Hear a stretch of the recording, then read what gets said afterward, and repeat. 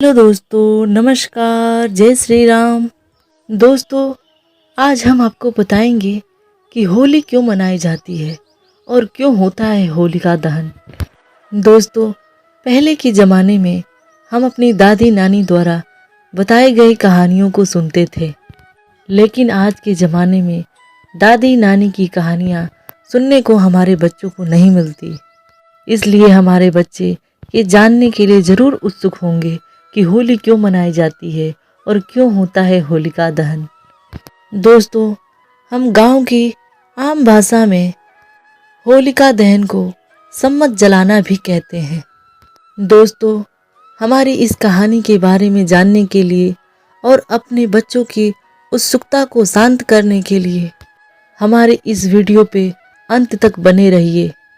दोस्तों, हमारे सनातन पंचांग के अनुसार संवत 2079 का होलिका दहन से ही समाप्ति हो जाता है, जिसे हम संवत जलना कहते हैं, और नया संवत 2080 अगले दिन होली के पर्व के साथ ही नए वर्ष की शुरुआत हो जाती है, जिसे होलिका दहन या संवत जलाना भी कहते हैं। इस प्रकार हमारे पुराने संवत का जल जाना या संवत जलाना और हमारे नए संवत की शुरुआत ही होलिका दहन कहलाती है। होली बसंत ऋतु में मनाए जाने वाला एक भारतीय पर्व है, जो अन्य जगहों पर भी बड़े धूमधाम के साथ मनाया जाता है। यह पर्व हिंदू पंचांग के अनुसार फाल्गुन मास के पूर्णिमा के दिन मनाया जाता है।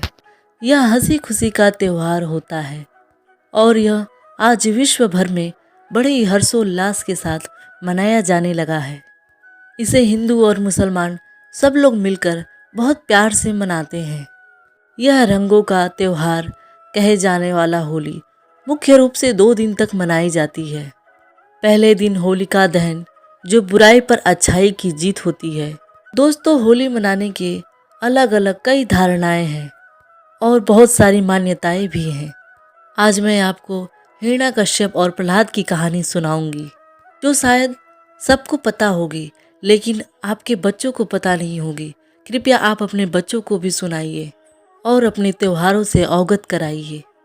प्राचीन काल में हिरण्यकश्यप नाम का एक अत्यंत बलशाली असुर था, जो अपने अहंकार में अपने आप को ही ईश्वर मानता था।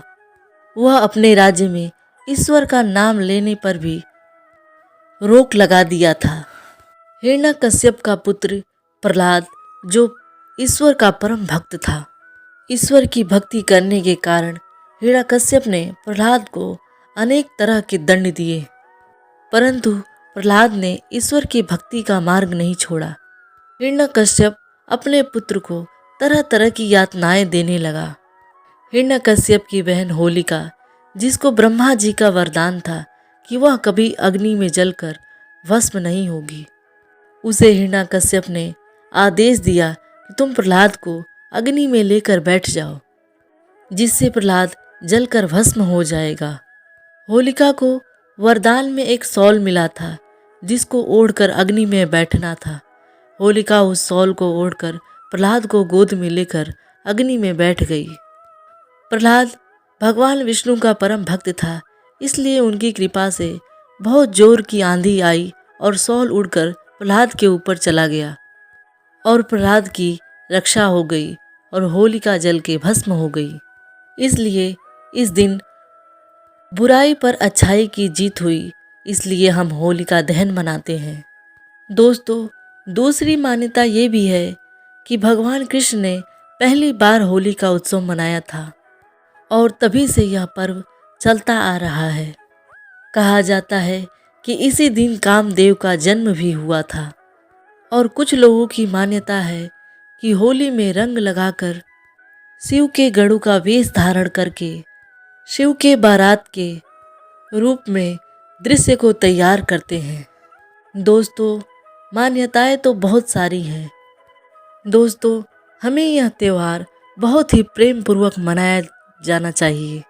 हम अपने घर में अनेक तरह के पकवान बनाते हैं, जिससे बच्चे खाकर खुश हो जाते हैं, और जब बच्चे खुश हो जाते हैं तो हम सब खुश हो जाते हैं।